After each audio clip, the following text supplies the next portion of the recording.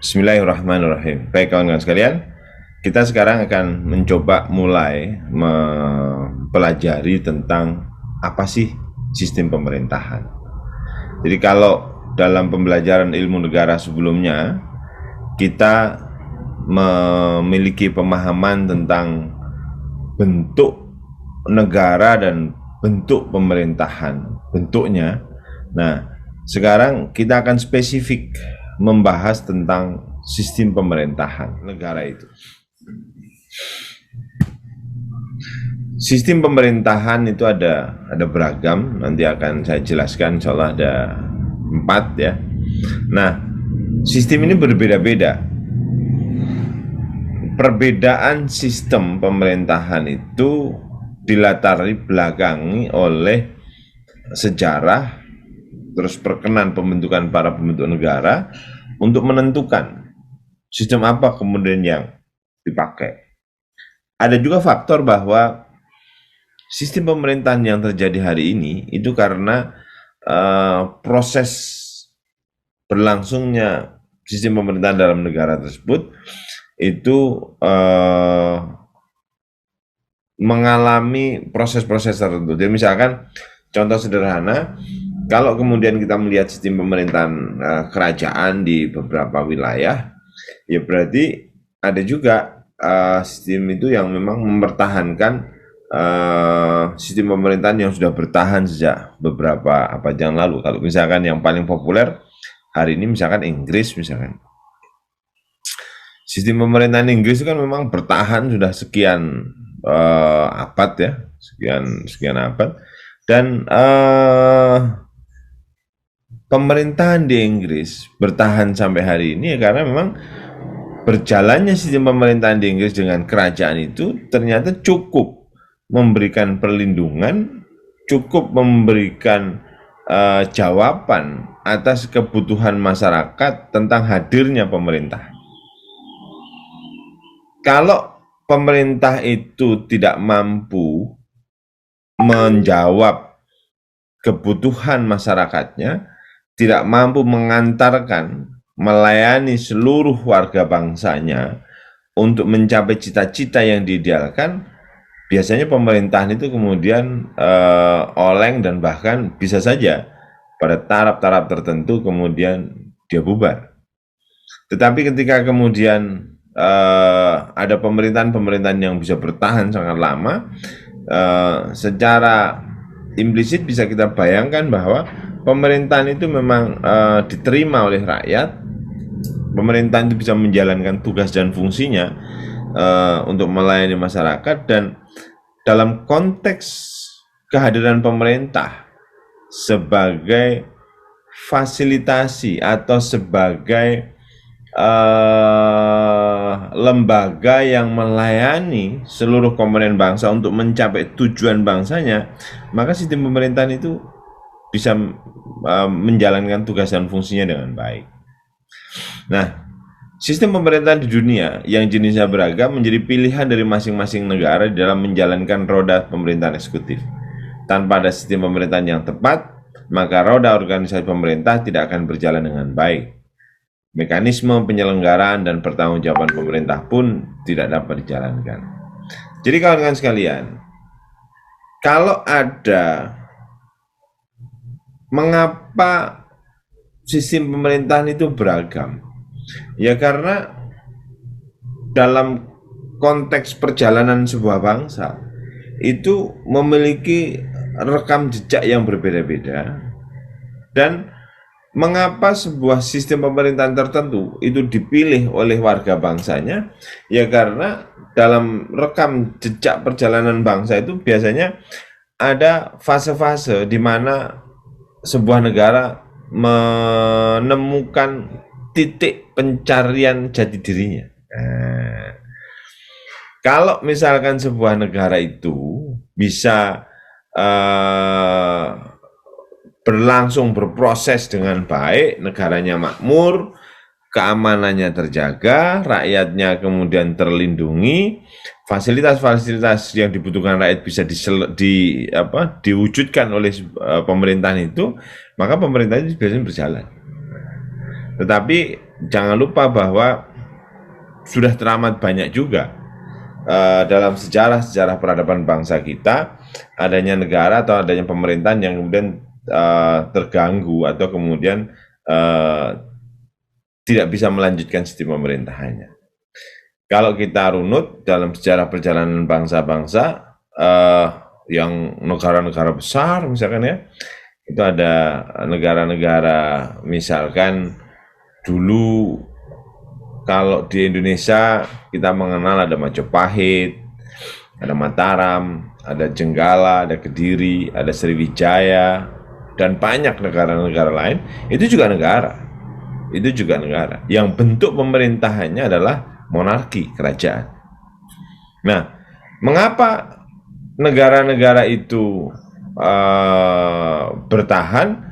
Ya karena negara itu mampu menjalankan tugas dan eksistensinya, termasuk di dalamnya menjaga perlindungan terhadap warga dan bangsanya dari segala rintangan, segala jajahan, dan segala gangguan yang datang ke negara itu.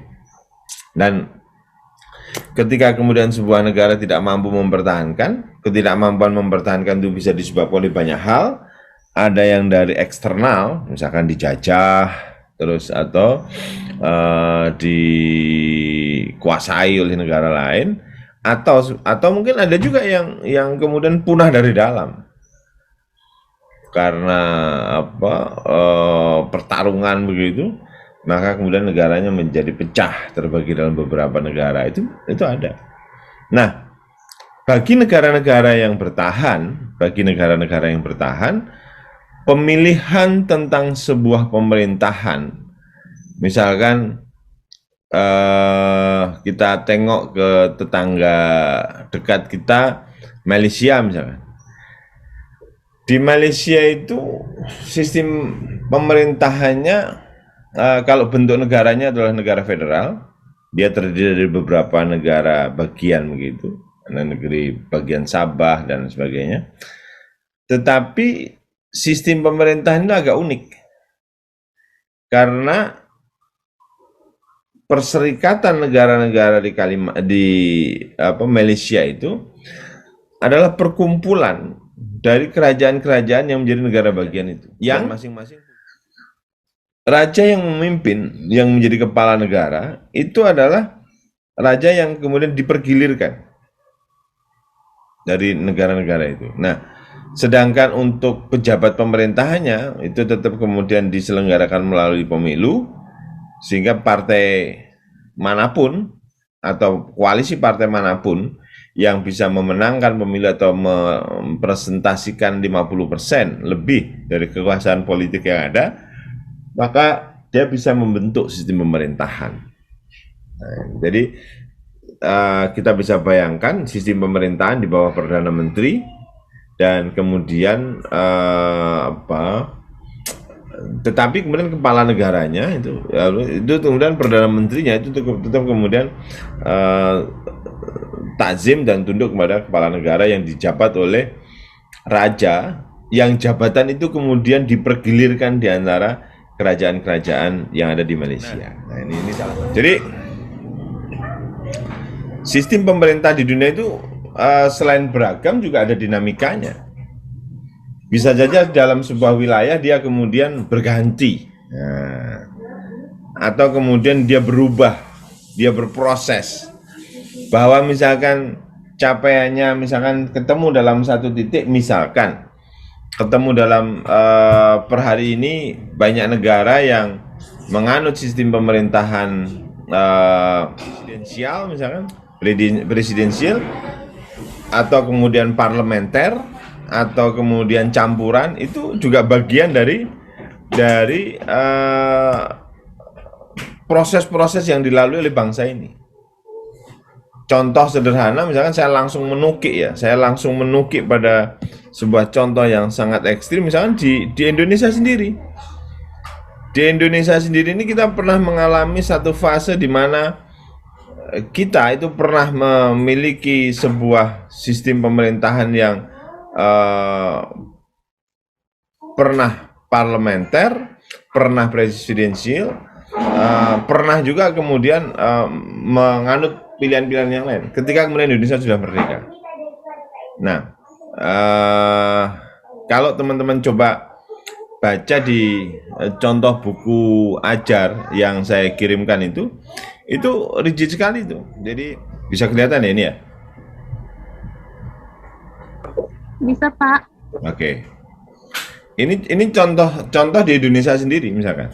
Bagaimana di Indonesia itu sistem pemerintahannya itu kemudian berganti-ganti. Pada saat awal sistem pemerintahan ya, di masa kepemimpinan Pak Karno presidensial, ya kan? Bahkan ketika kita masih presidennya Pak Karno pun kita pernah mengalami parlementer.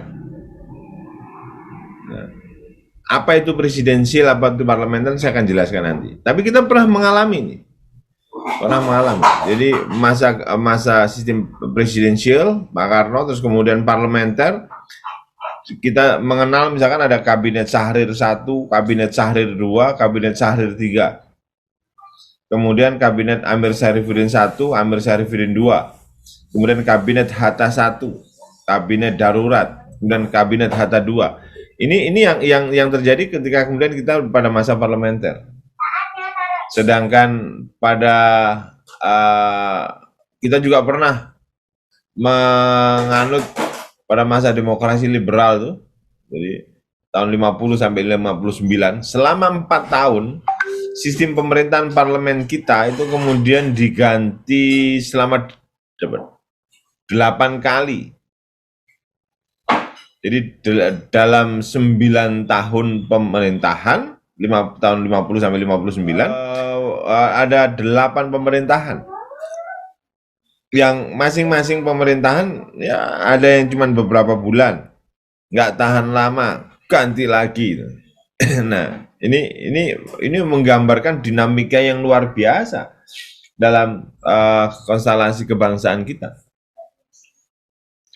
Nah, ini salah satu contoh konkret bentuk ketika sebuah bangsa sedang berproses menuju pendewasaan. Jadi kita bisa melihat dengan seksama betapa misalkan pada masa itu Indonesia gulung kuming yang untuk kemudian mencoba mencari jati dirinya. Dan ini juga dialami oleh semua bangsa. Bahwa kemudian, nah ini saya lanjutkan dikit, kita pernah demokrasi terpimpin, pernah dari parlementer yang sedemikian heroik tadi, kita pernah lagi sistem demokrasi terpimpin pada masa Pak Karno tahun 59 sampai 67. Nah, ketika kemudian pergantian Pak Harto 12 Maret 67 sampai kemudian 98 itu presidensial. Nah, presidensial. Terus kemudian reformasi sampai sekarang penekanannya adalah presidensial. Ini salah satu contoh. Nah, mengapa sebuah pemerintahan itu menentukan corak apakah bentuk pemerintahnya itu presidensial atau parlementer? Tentu itu kemudian berdasarkan kesepahaman para pemimpin negeri yang kemudian pada saat itu menjabat atau memiliki kewenangan untuk menentukan itu. Dan pengaturannya kemudian diatur dengan undang-undang. Kalau di masa reformasi tahun 98 sampai hari ini kan penentuan bentuk pemerintahan presidensial kan ditetapkan melalui amandemen Undang-Undang Dasar tahun 1945. Yang terakhir kemudian berdasarkan kesepakatan para pemimpin bangsa menyadari betapa sistem pemerintahan itu kemudian dilakukan berbagai kajian, berbagai telaah, dan pilihan akhirnya kemudian jatuh ke presidensial. Tentu kemudian dengan menganalisa, membandingkan, mengevaluasi, dan melihat seluruh potensi kebangsaan yang dimiliki. Termasuk di dalamnya sejarah perjalanan bangsa ini.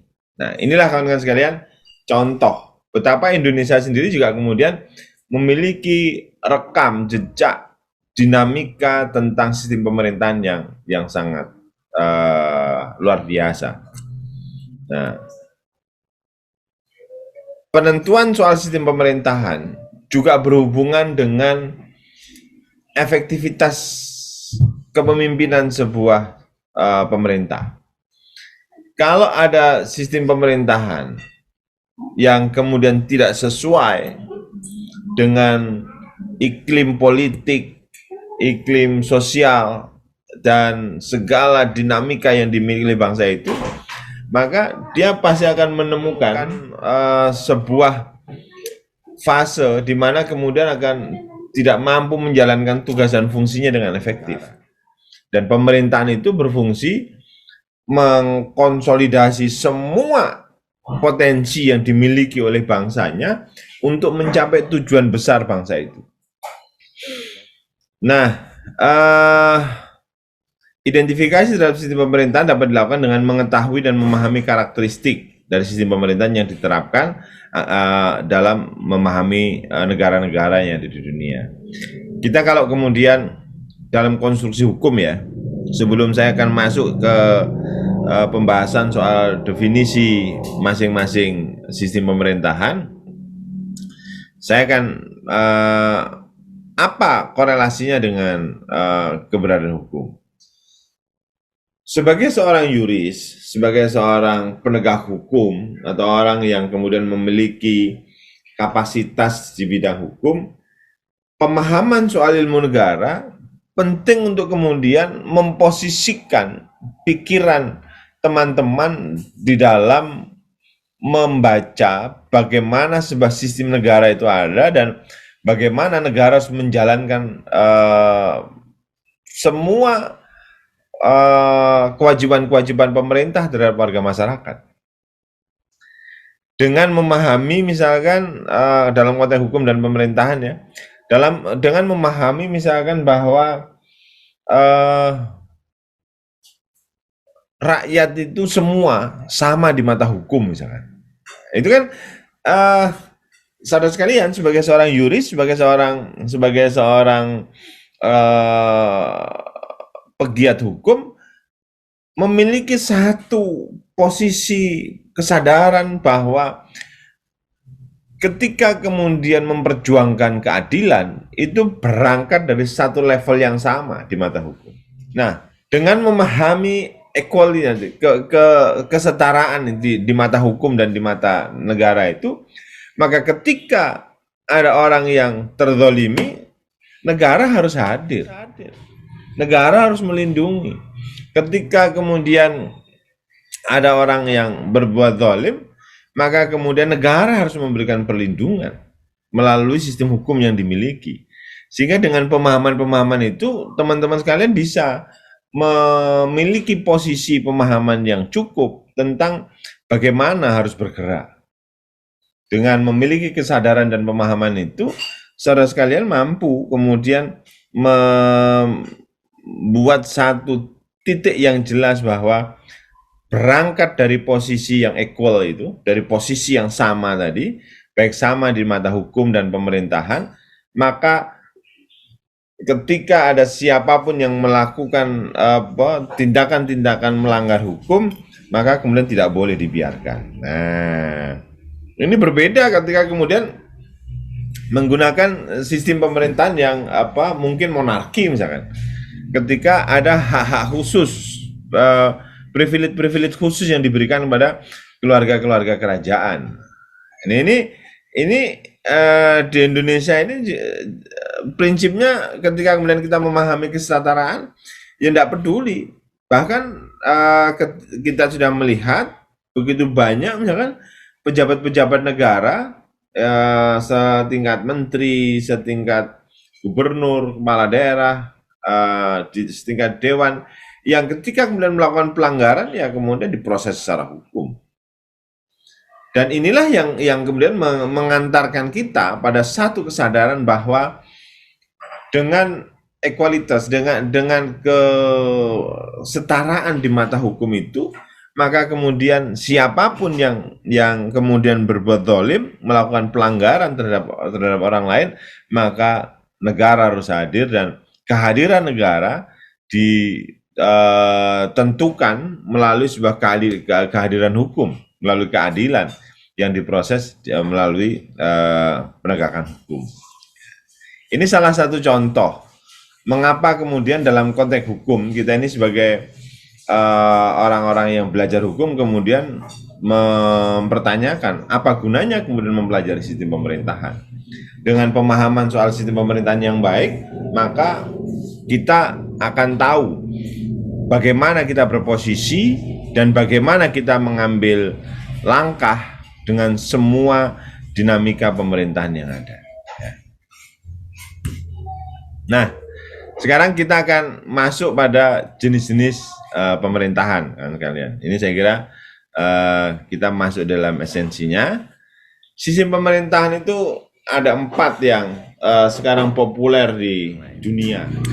Sekarang kita akan mengkaji dulu pendapatnya Pak Jimli Asidiki tentang sistem pemerintahan presidensial. Ini sistem pemerintahan yang pertama, ya, atau presidensial, ya, merupakan salah satu jenis sistem pemerintahan yang dipakai di banyak negara pada akhir-akhir ini. Jadi kalau kita mengacu, walaupun kemudian sistem parlemen juga masih banyak, tetapi sistem presidensial itu yang relatif dominan di negara-negara di zaman mutakhir seperti hari ini. Sistem pemerintahan presidensial mempunyai beberapa karakteristik itu karena namanya saja adalah presidensial, maka figur utama yang memainkan kepemimpinan bangsa itu adalah seorang presiden. Karena itu presidensial, ya. Nah, ciri-cirinya atau karakteristiknya yang pertama kalau menurut Pak Jimli Asidiki, yang pertama, kepala negara dan kepala pemerintahan dipimpin oleh orang yang sama. Ini contoh kalau presidensial, ya, antara kepala negara dan kepala pemerintahan itu dipimpin oleh orang yang sama. Jadi sistem pemerintahan presidensial itu penekanannya pada kekuatan presiden, bukan untuk kemudian memberikan penokohan dan membabi buta pada presiden, tidak. Tetapi sebuah kesadaran bahwa ketika sebuah pemerintahan itu bisa berjalan dengan stabil dan bertahan, maka ketahanan bangsa itu juga kuat. Ketika sebuah pergantian kepemimpinan sebuah negara itu bisa berjalan dengan smooth, sesuai dengan undang-undang, bertahap, dan semuanya itu kemudian sesuai dengan sistem itu, maka negaranya kuat. Tapi sebaliknya, kalau sedikit-sedikit kemudian gegeran, sedikit-sedikit kemudian saling menjatuhkan, sedikit-sedikit kemudian gaduh di dalam sistem pemerintahannya, maka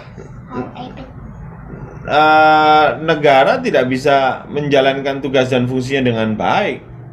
Dia kemudian akan sibuk bagaimana menjaga dan mempertahankan kekuasaan pemerintahannya, nggak sempat mikir rakyat. Dan karena itulah para pemimpin negara, pemikir-pemikir hukum di negara kita, ketika mengkonsepsi undang-undang dasar di dalam amandemen undang-undang itu, mempertimbangkan betul perlunya ada pilihan-pilihan yang tepat, yang sesuai dengan keindonesiaan, dan ketika pilihan-pilihan itu sudah dijatuhkan, maka harus ada kesepahaman untuk memberikan penguatan yang cukup terhadap sistem yang dibangun. Karena kalau kemudian misalkan milih sistem presidensial, tapi kemudian tidak ditopang dengan sebuah kesadaran bersama bahwa pemerintah itu kemudian harus kuat, ya akan gaduh. Contoh, saudara sekalian, misalkan apa yang dilakukan oleh Pak Prabowo, misalkan, ya apa yang dilakukan Pak Prabowo, berkenan menjadi menterinya Pak Jokowi. Nah, ini dalam konteks kamus kekuasaan politik ini sebenarnya dipertanyakan bagaimana orang yang melakukan kontestasi bertarung habis-habisan, habis triliunan rupiah begitu kan, tetapi di akhir jabatannya kemudian mereka berkoalisi dan Pak Prabowo memberikan supporting. Dalam konteks kekuasaan politik ini kemudian tentu saja menjadi sesuatu yang menjadi tidak lazim. Tapi dalam konteks kesadaran membangun sebuah sistem kebangsaan, ini menarik karena siapapun pemerintah yang sudah mendapatkan legitimasi dari rakyat, maka harus disupport oleh semua elemen bangsa. Mengapa kemudian harus ada support dari semua elemen bangsa ketika kemudian dia tidak bisa menjalankan tugas dan fungsinya dalam konstruksi sistem pemerintahan, ya negara tidak akan bisa maksimal menjalankan tugasnya. Apa tugas negara? Apa tugas pemerintahan? Memfasilitasi agar negara ini mampu hadir memenuhi tanggung jawabnya terhadap rakyat, agar rakyat sejahtera melalui kesepahaman yang dibangun, melalui trias politika yang ditata, ada sistem presiden ada di eksekutif, kemudian ada di legislatif, ada di yudikatif, maka semua diatur. Orang-orang yang di DPR yang membuat kebijakan-kebijakan soal penganggaran, berapa ratus ribu kilometer jalannya harus dibangun setiap tahun, berapa juta kelas yang kemudian harus dibangun, berapa puluh juta guru-guru yang kemudian harus difasilitasi oleh negara, berapa triliun anggaran yang digunakan untuk kesehatan, semua diatur, diputuskan oleh DPR dan dijalankan oleh eksekutif, diawasi oleh yudikatif. Nah, kalau sistem pemerintahan itu kemudian berjalan dengan baik, maka tahapan sebuah negara untuk bisa mencapai tujuannya mewujudkan sebuah pemerintahan yang hadir kepada rakyat bisa diharapkan. Tapi kalau kemudian stabilitas sebuah pemerintahan tidak terjaga, sehingga kemudian sedikit-sedikit interpelasi, sedikit-sedikit kemudian mempersiapkan kudeta dan macam-macam, maka yang terpikirkan hanya otak-otak dan perut-perut kekuasaan para pengambil kebijakan, tidak sempat mikir rakyatnya.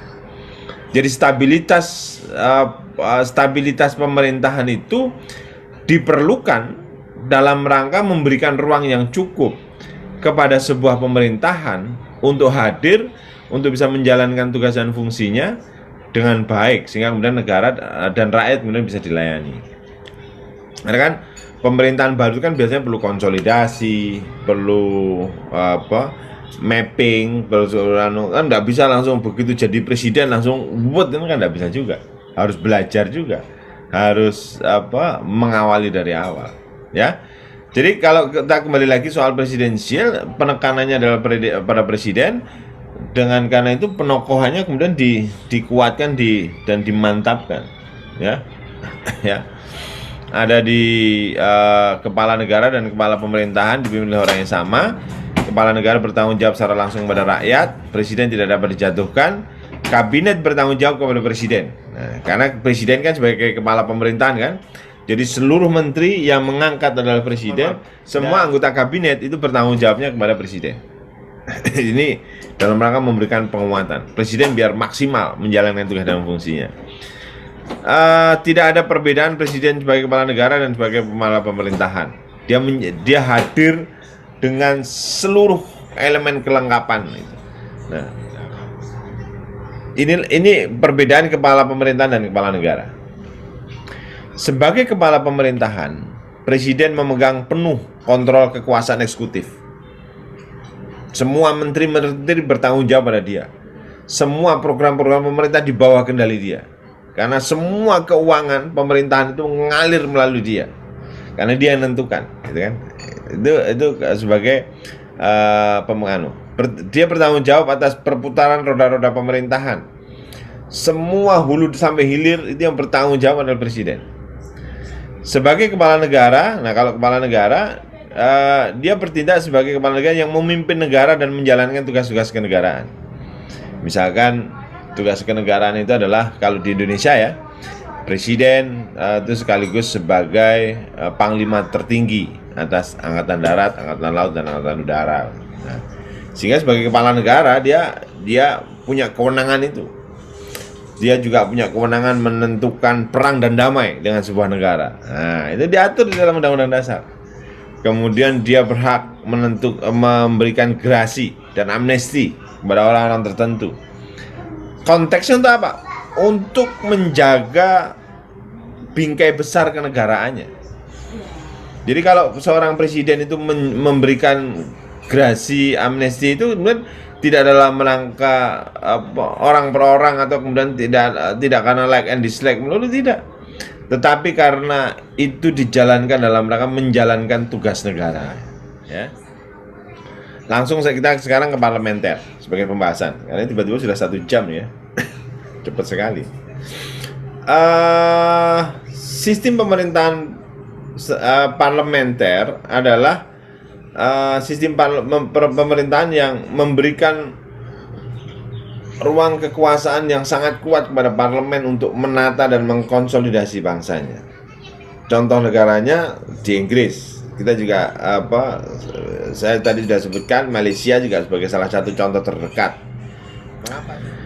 Jika berkaca pada negara Inggris yang menerapkan sistem pemerintahan parlementer, maka sistem pemerintah parlementer sudah dijalankan sejak lama. Artinya, sistem pemerintah parlementer merupakan sistem pemerintah yang sudah tua.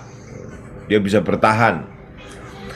Douglas V. Verney berhasil mengidentifikasi tentang distribusi dan beberapa sistem dan penerapan sistem pemerintah parlementer. Sistem pemerintah ini merupakan sistem pemerintahan yang paling banyak diterapkan di negara-negara dunia pada masanya, tetapi ya sekarang sudah mulai bergeser. Kekuasaan sistem pemerintah parlementer. Sistem pemerintah parlementer adalah sistem pemerintah di mana kekuasaan pemerintahan berada di tangan partai atau koalisi partai. Jadi terbentuknya sebuah sistem pemerintahan itu bergantung pada hasil pemilu. Yang hasil pemilu itu ketika kemudian ada satu partai yang dominan, maka di atas 50%, ini sekali lagi kemudian bergantung pada bunyi konstitusinya ya. Tetapi secara umum ketika ada partai yang dominan lebih dari 50%, maka dia bisa membentuk sebuah pemerintahan. Tetapi ketika kemudian tidak ada satu partai pun yang dominan, maka kemudian dia harus berkoalisi membentuk pemerintahan, berkoalisi beberapa partai membentuk koalisi. Nah, nanti ketika sudah umumkan ketentuan bahwa misalkan dari hasil pemilu tahun 2021 ini hasil persentasenya sekian. Nah, beberapa partai yang kemudian dari kumpulan beberapa partai itu kemudian bisa mayoritas di atas 50%, maka kepala partai-partai atau koalisi partai itulah yang kemudian membentuk pemerintahan. Dia yang menentukan siapa yang jadi perdana menteri, siapa yang menjadi menteri. Dan semua pejabat-pejabat itu bertanggung jawab kepada koalisi partai atau partai yang menang itu tadi. Karena apa? Karena partai yang menang itu harus bertanggung jawab kepada rakyat melalui pemilu.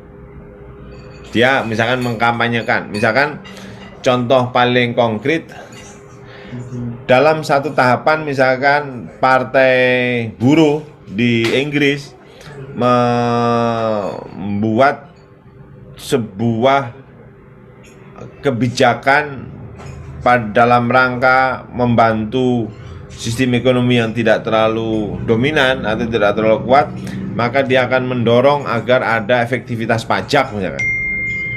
Apa maksudnya efektivitas pajak? Pajak-pajak yang tidak perlu maka kemudian akan dihapuskan sehingga rakyat akan diuntungkan misalkan. Nah, ketika itu kemudian direspon, ternyata rakyat setuju dengan itu sehingga kemudian dia menang pemilu, maka ketika dia memimpin, ketika dia sebagai pemerintahan, dia harus mewujudkan itu semua melalui menteri-menteri yang dia tugaskan di dalam kabinet-kabinet itu, maka kemudian harus mewujudkan itu, dan itu kemudian akan ditagih oleh rakyat. Kalau kemudian dari kebijakan yang ada itu, maka kemudian dia bisa mewujudkan apa yang dia ikhtiarkan, maka ketika ada pemilu yang kesekian lagi, maka dia kemudian bisa menjadikan itu sebagai modal untuk kemudian memenangkan pemilu pada tahapan selanjutnya. Ini contohnya ya. Kepala pemerintahan yang memimpin eksekutif dalam sistem pemerintahan parlementer merupakan pemimpin legislatif yang partainya menguasai mayoritas kursi di badan legislatif, atau partainya mampu membentuk koalisi mayoritas di parlemen tadi. Sistem pemerintah parlementer memberikan ruang kepada kepala pemerintahan untuk diturunkan oleh parlemen melalui mosi tidak percaya. Nah, artinya kalau di dalam sistem pemerintahan parlementer itu, di dalam undang-undangnya dibuka ruang ketika sistem pemerintahnya itu sudah tidak jelas, maka kemudian parlemen bisa membuat mosi tidak percaya. Dan kalau mosi tidak percaya itu kemudian lebih dari 50%, ya gugurlah pemerintahan itu. Bahkan di dalam banyak kasus ini pernah terjadi, walaupun dominan di parlemen dia menguasai, tapi kemudian di dalam partai sendiri tidak mendukung pemerintahan itu. Nah, itu bisa kemudian menjadi bibit-bibit mosi tidak percaya. Oke, itu terus kemudian pertanggungjawabannya kepada parlementer tadi saya sudah sampaikan sistemnya.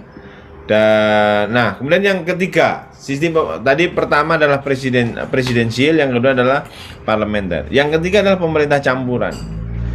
Pemerintah campuran ini penggabungan antara sistem presidensial sama parlementer. Tetapi apapun yang namanya penggabungan kan ada kecenderungan-kecenderungan. Nah, kalau dari penggabungan ini kecenderungannya itu kemudian kecondongannya itu pada presidensial, maka ini disebut dengan pemerintahan campuran kuasi presidensial. Nah, ada istilah kuasi di sini saya tuliskan.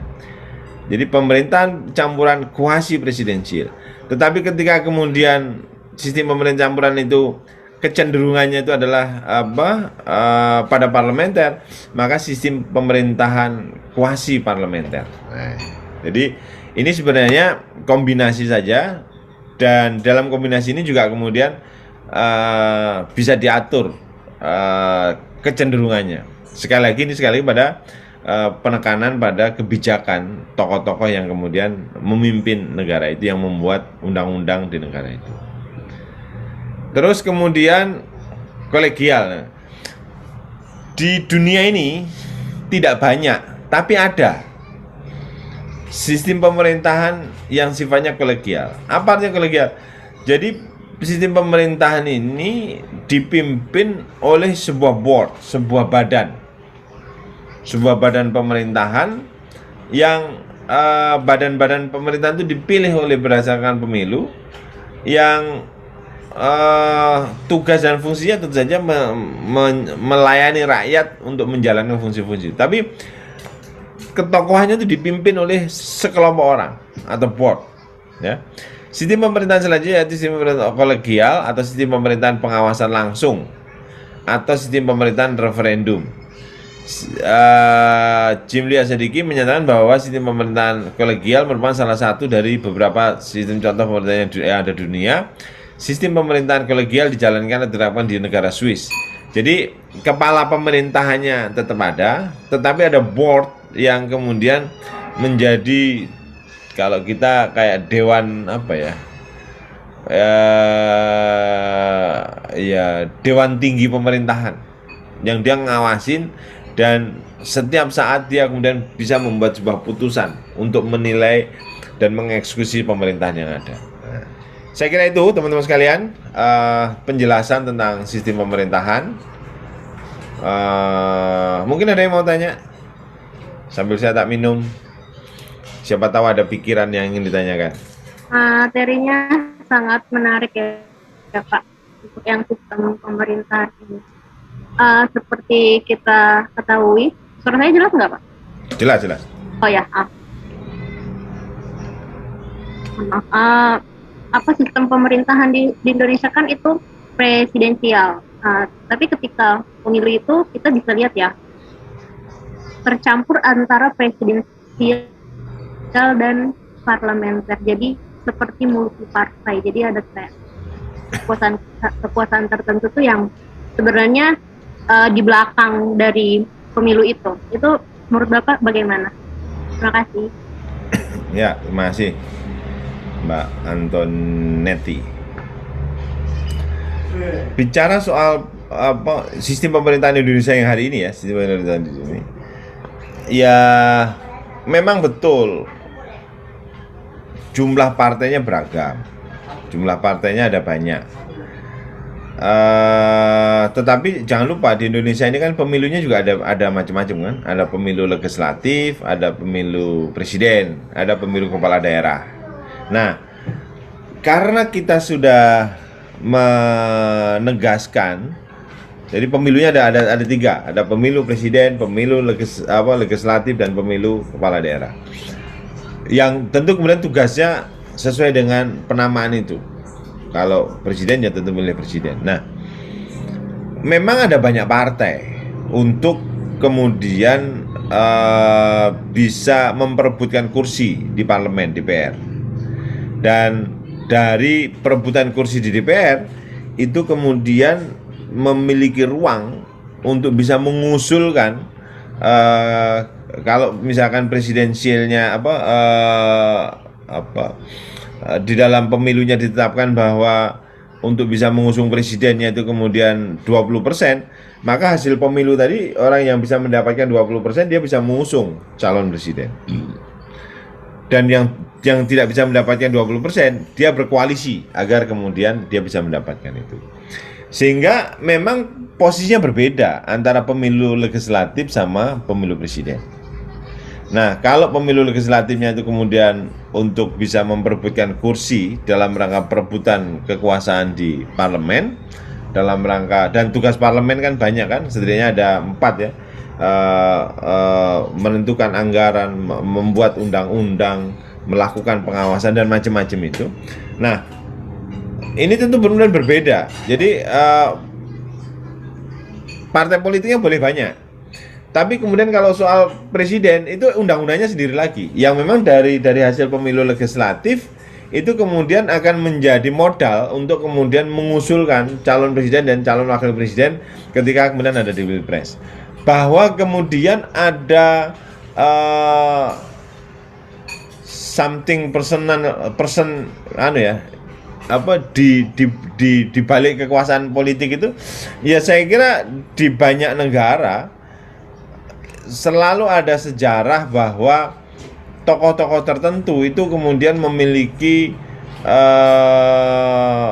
rekam jejak yang menjadi inspirasi atau menjadi legacy atau menjadi daya tarik sebuah partai politik untuk kemudian dijual kepada rakyat. Dengan nama dan bendera Bung Karno misalkan, kalau di Indonesia karena Bung Karno adalah pendiri bangsa, rekam jejaknya banyak, maka kemudian dia dijual sebagai representasi dari sebuah perjuangan sukses masa lalu. Tapi jangan lupa hari ini juga kemudian orang sudah mulai banyak yang kemudian di truk-truk itu ada kalimat enak zamanku toh. Nah, itu jangan lupa itu. Jadi kekuasaan selalu berputar dan masing-masing masa itu kemudian punya kecenderungannya masing-masing. Dan kehebatan tokoh-tokoh politik adalah tokoh-tokoh yang kemudian bisa mengambil semua panutan-panutan kebaikan itu untuk memperkuat kekuatan politiknya. Ketika hari ini PDI Perjuangan dengan representasi suara kerakyatan, dia bisa menunjukkan kepada rakyat daya magnet itu sehingga kemudian rakyat tertarik ke sana, itu sebuah kelaziman politik, boleh gitu. Tapi bisa saja misalkan suatu saat ketika kemudian sistem pemerintahan yang dijalankan oleh PDI ternyata pada masanya itu kemudian membuat masyarakat tidak suka dan tidak tertarik, ini bisa menjadi partai yang dan ditinggalkan. Contoh-contoh ini sudah ada dari sejak zaman-zaman, bahkan sejak kalau di generasi Islam di zaman Bani Umayyah dan Bani Abbasiyah, itu bayangkan itu berkuasa 200 tahun. Tetapi ketika kemudian sudah ada masa jenuh, takdir kodratullah itu sudah pasti berganti. Jadi sekuat apapun, bahkan dulu kita kenal kan Ramses III itu Fir'aun dalam sejarahnya.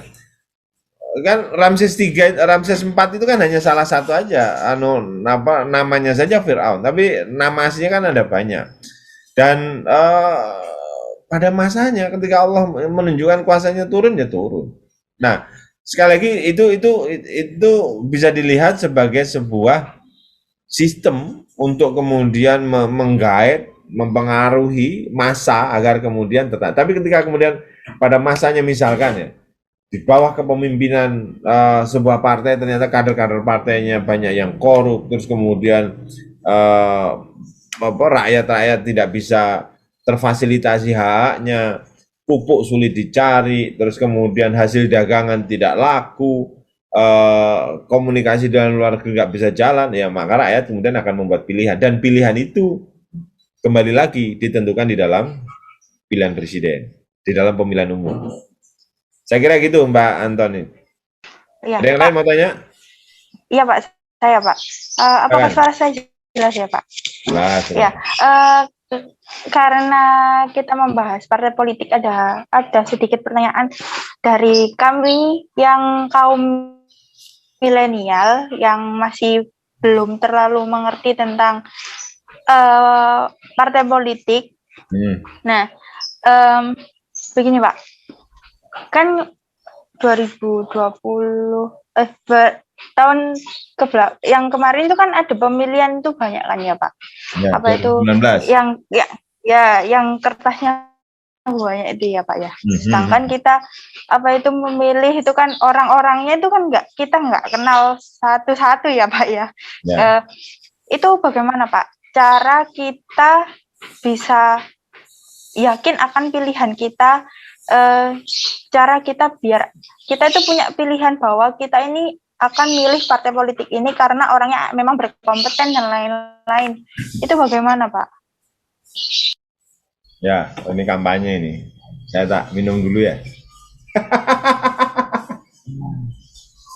Karena memang ya jujur ya Pak ya, kan waktu saya masih umur 19 tahun, sedangkan saya masih sekolah. Nah, saya juga belum mengenal banyak itu. Ini orangnya siapa? Orangnya wis mari melakukan punya program kerja yang gimana aja kan kita. Ya, baik, makasih Mbak Natasha. Ini pertanyaan keren, pertanyaan dahsyat, pertanyaan yang sebenarnya juga menjadi pertanyaan mayoritas publik politik yang ada di Indonesia.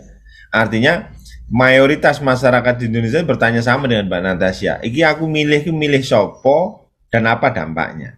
Nah, mungkin ini saya akan tarik dulu ke belakang dari sisi apa manfaat pemilu, apa manfaat kita memilih tokoh, apa gunanya kita memilih partai politik, gitu kan? Kawan-kawan sekalian, saudara sekalian, seperti yang saya sampaikan di dalam perkuliahan yang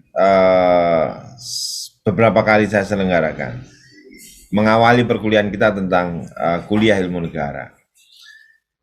Kita ini sudah memiliki kesepahaman dan kemudian membuat sebuah pilihan bahwa demokrasi itu adalah pilihan yang sudah kita tentukan sebagai bagian dari proses membangun cita-cita kebangsaan kita. Kita ingin negara ini makmur, berdaulat, adil dan makmur, dan untuk itu pintu yang kita sepakati itu namanya pintu demokrasi. Walaupun kita juga sadar bahwa demokrasi itu bukan menjadi pintu paling baik, bukan pintu tanpa celah. Di dalam demokrasi sendiri begitu banyak kekurangan-kekurangan yang ada di dalam sistem kebangsaan kita. Nah, tetapi ini adalah pilihan terbaik di antara pilihan yang tidak baik. Sehingga para pemimpin-pemimpin negeri ini, para pemikir-pemikir di negara kita itu kemudian membuat keputusan bahwa ya sudah kita memakai demokrasi. Nah, salah satu cara untuk bisa mewujudkan demokratisasi itu adalah pemilihan umum. Nah, pemilihan umum itu apa? Pemilihan umum itu untuk merepresentasikan, memilih wakil-wakil rakyat. wakil-wakil yang akan kita berikan amanat untuk menentukan segala nasib kita. Wakil-wakil pemilu yang kita tunjuk, yang kalau mereka bisa duduk di lembaga-lembaga yang kita dorong, maka mereka lah yang akan menentukan berapa harga beras, karena beras itu bisa naik turun. Kalau berasnya habis, mereka impor. Kalau beras, tapi kalau kemudian seperti sekarang waktunya panen terus kemudian pemerintah impor itu ya budget ya kan. Terus kemudian berapa harga pupuk, berapa triliun anggaran yang digunakan untuk jalan, itu yang menentukan adalah tokoh-tokoh yang kita pilih di dalam pemilu. Karena itu terlepas dari siapakah figur sentralnya yang menjadi penentu dalam konteks kepemimpinan politik, walaupun itu menjadi faktor penting juga, tapi paling penting adalah kita tahu siapa orang yang kita pilih. Nah, bagaimana cara mengukurnya? Ya kita lihat rekam jejaknya. Karena mengapa kita harus tahu? Karena begitu kita kemudian menentukan pilihan, satu kali coblosan, maka kita akan menitipkan harapan kita itu pada orang yang kita pilih itu selama 5 tahun. Kalau dia dalam konteks Surabaya, maka dialah yang kemudian akan menentukan berapa subsidi kesehatan yang diberikan kepada rakyat, berapa anggaran yang diberikan untuk pendidikan, berapa anggaran yang digunakan untuk membangun masjid-masjid. Itu semua ditentukan oleh DPRD dalam menjalankan tugas dia untuk kemudian menjalankan fungsi-fungsi anggaran. Nah, karena itulah maka penting untuk kemudian mengetahui calon-calon yang akan kita pilih. Nah, bagaimana cara mengetahuinya? Ya memang ada banyak langkah. Kalau tidak tahu secara personal paling dekat, setidaknya kita bisa lihat dari gambaran kekuatan politik yang kemudian menaungi dia. Tapi kalau paling efektif, kalau saya boleh sarankan, ya kenal dengan tokohnya. Kalau kenal partainya saja, saya kira itu tidak ada jaminan. Kalau kita kenal tokohnya, rekam jejaknya bagus, apalagi sekarang kan ada gelombang dunia digital kan, semua bisa dilacak. Jadi kalau kita bisa melacak itu semua, maka itu akan memberikan kita modal yang cukup untuk menentukan kita harus memilih ini. Dan dalam skala yang besar, misalkan untuk skala pemerintahan Indonesia, memilih seorang di DPR RI atau kemudian memilih presiden dan wakil presiden, itu sekali konsekuensinya satu kali tanda tangan itu kemudian berpengaruh terhadap nasib 270 juta penduduk Indonesia.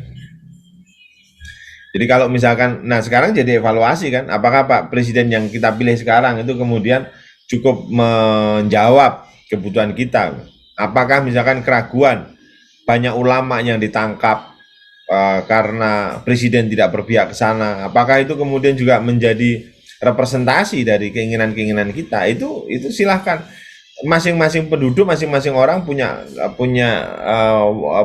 ruang untuk kemudian berpikir dan membuat pilihan-pilihan yang kalau dalam konteks kenegaraan kita, apapun proses yang sudah berlangsung hari ini, evaluasinya nanti ketika pemilu tahun 1924, kalau jadi tahun 1924 ya, karena saya juga dengar katanya mau diundur. Nah, sehingga ya reward dan punishment kita, hadiah dan hukuman kita terhadap partai politik atau tokoh-tokoh yang kita hari ini mendapatkan amanah itu ya nanti di dalam pemilu. Kalau bagus kita dukung, kita dorong, tapi kalau tidak bagus ya wabillahi taufiq wal hidayah. Saya kira itu. Itu Mbak Natasha. Ya, baik Pak, terima kasih. Oh iya Pak, ada satu kali lagi. Kan pernah ada isu yang 3 periode itu ya Pak ya. Memang kalau seumpama benar 3 periode, apakah itu juga melawan hukum Pak? Kan sudah dijelaskan bahwa setiap kepala negara kan hanya maksimal dua kali periode saja, gitu Pak. Kalau mengacu pada hukum yang ada sekarang, maka presiden bolehnya itu hanya 2 periode. Karena itu kalau kemudian mau dibuat 3 periode, kalau undang-undang yang ada itu adalah undang-undang yang sekarang, dia melanggar. Nah, agar tidak melanggar, ya kalau memang dipaksakan 3 periode, ya di amandemen undang-undangnya diganti. Nah, itu kan undang-undangnya diganti. Dan itulah pentingnya memilih orang yang bisa membuat undang-undang. Dan ini sekarang sedang kita lihat, yang kita saksikan, apakah nanti pilihannya undang-undangnya diganti atau diperpanjang saja. Karena kalau diperpanjang saja, itu tidak perlu pergantian presiden. Ya, ini tetap periode kedua, tapi memang diperpanjang karena ada pandemi itu boleh, menurut pandangan beberapa ahli. Tapi ya kita lihat aja nanti, dialektikanya masih panjang. Baik, terima kasih Pak. Sama-sama. Cukup ya? Sudah jam 13, udah jam setengah 2. 20 menit lagi saya ngajar lagi. Saya ngajar siang sampai malam hari ini. Udah keren.